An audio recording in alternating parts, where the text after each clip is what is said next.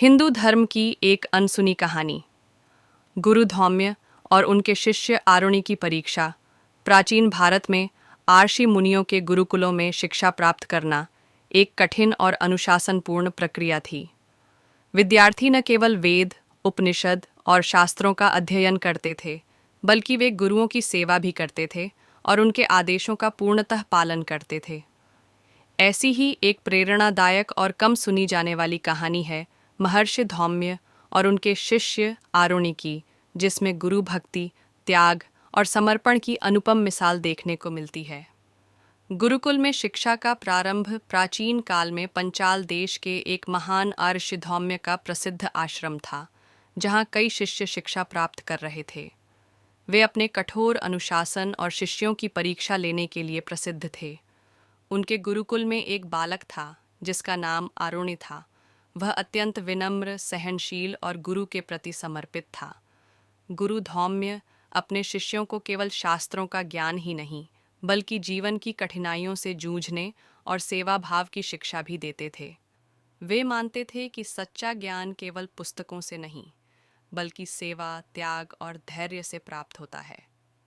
गुरु का आदेश और शिष्य की परीक्षा। एक दिन आर्षि धौम्य ने अपने सभी शिष्यों को विभिन्न कार्य सौंपे। उन्होंने आरुणि से कहा, वत्स, हमारे खेत की मेड़ टूट गई है, जिससे पानी बहकर खेत से बाहर जा रहा है। जाकर उसे ठीक करो ताकि पानी रुके और फसल को हानि न हो। गुरु का आदेश सुनकर आरुणि तुरंत खेत की ओर चल पड़ा। जब वह वहां पहुंचा तो देखा कि सचमुच खेत की मेड़ टूट चुकी थी और पानी बाहर बह रहा था। उसने कई बार मिट्टी डालकर उसे रोकने का प्रयास किया, लेकिन पानी के तेज बहाव के कारण सारी मिट्टी बह जाती थी। त्याग और समर्पण की परीक्षा। आरुणि ने कई प्रयास किए, लेकिन जब कोई उपाय काम नहीं आया तो उसने सोचा, गुरुजी ने मुझे आदेश दिया है कि मेंढ को ठीक करना है। यदि मैं इसे नहीं रोक सका तो यह मेरी असफलता होगी। ये सोचकर उसने स्वयं को ही उस टूटी हुई मेंढ पर लिटा दिया ताकि उसका शरीर पानी को रोक सके। ठंड बढ़ रही थी, पानी की धारा तीव्र थी, लेकिन उसने अपना स्थान नहीं छोड़ा। धीरे धीरे रात हो गई, बारिश शुरू हो गई और आरुणि का शरीर ठंड से कांपने लगा, परंतु उसने गुरु आज्ञा का पालन करना नहीं छोड़ा।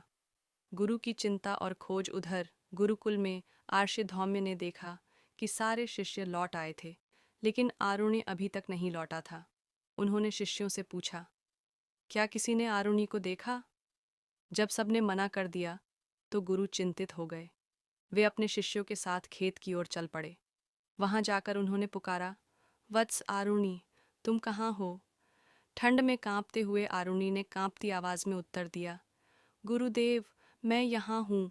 मैंने मेंढ को ठीक करने के लिए स्वयं को रोक कर रखा है ताकि खेत का पानी बाहर न जाए। यह सुनकर गुरु भावुक हो गए।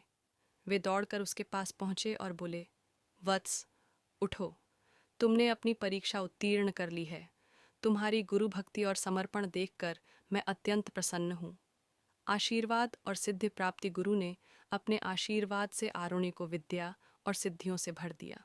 उन्होंने कहा, आज से तुम्हें विद्या, बुद्धि और तेज का अद्वितीय आशीर्वाद प्राप्त होगा।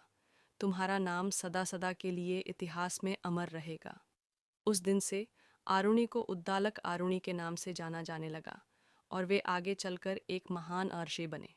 उनके ज्ञान और तप की ख्याति दूर दूर तक फैली। कहानी की शिक्षा। इस कथा से हमें यह सीख मिलती है कि गुरु भक्ति, त्याग, सेवा और समर्पण से ही सच्चे ज्ञान की प्राप्ति होती है।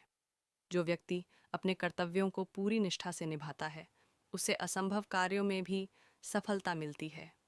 यह कहानी हमें यह भी सिखाती है कि सच्चे ज्ञान के मार्ग पर चलने के लिए हमें कठिनाइयों से घबराना नहीं चाहिए, बल्कि उनका सामना करना चाहिए।